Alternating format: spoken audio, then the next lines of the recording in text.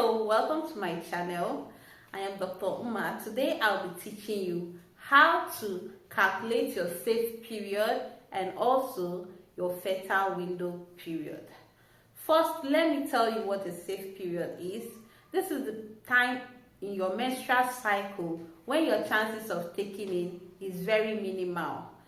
Then your fertile window period is that time of your cycle when your chances of taking in is very high.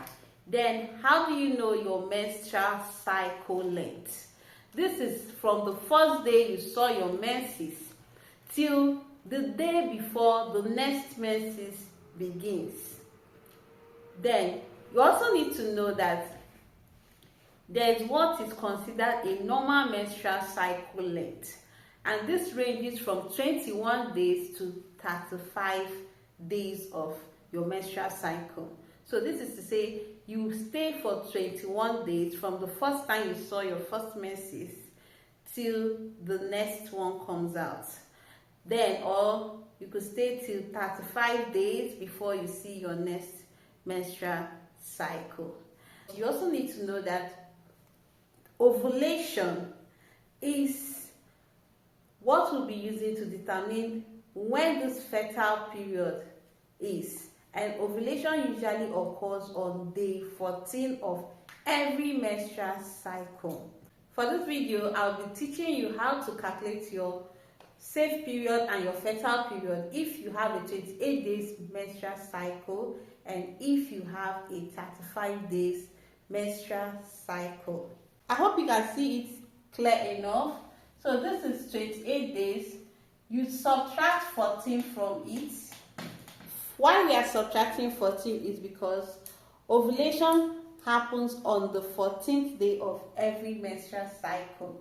So you subtract 14 from it and we have 14 left. So let's say your menses started on the 3rd of March.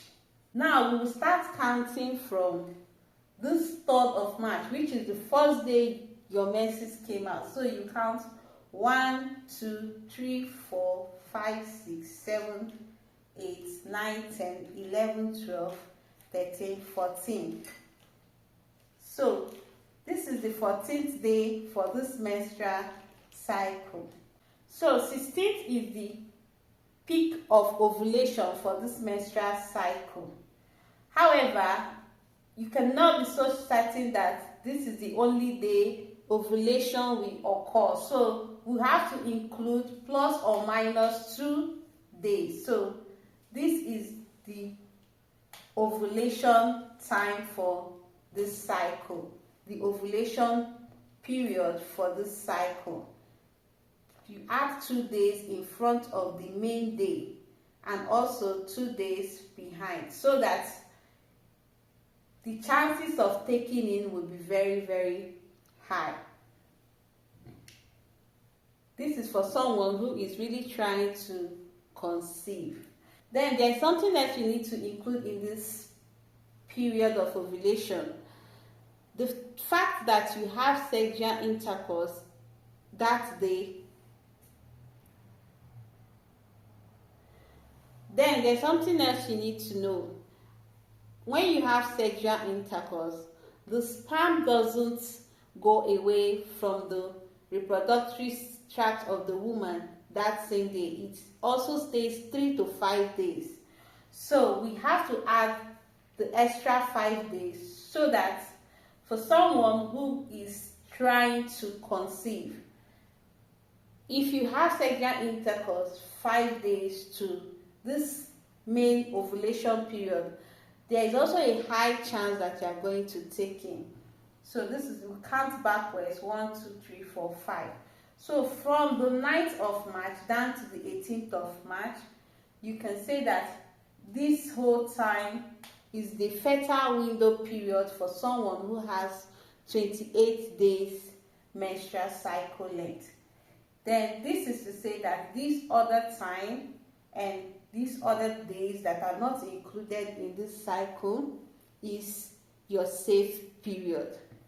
The chances of getting pregnant this time is very minimal. Also, you need to know that if you are trying to get pregnant, it is advisable that you meet with your partner at least 3 times a week. Now we'll calculate for someone who has 35 days menstrual cycle length. So let's assume that you have 35 days. You subtract 14, which is the standard day that is known for ovulation to occur, and you get 21. And let's assume that your mens started on the 1st of March. You start counting from that day. 1, 2, 3, 4, 5, 6, 7, 8, 9, 10, 11, 12, 13, 14, 15, 16, 17, 18, 19, 20, 21. So 21st of March is the ideal day for ovulation to occur in this person.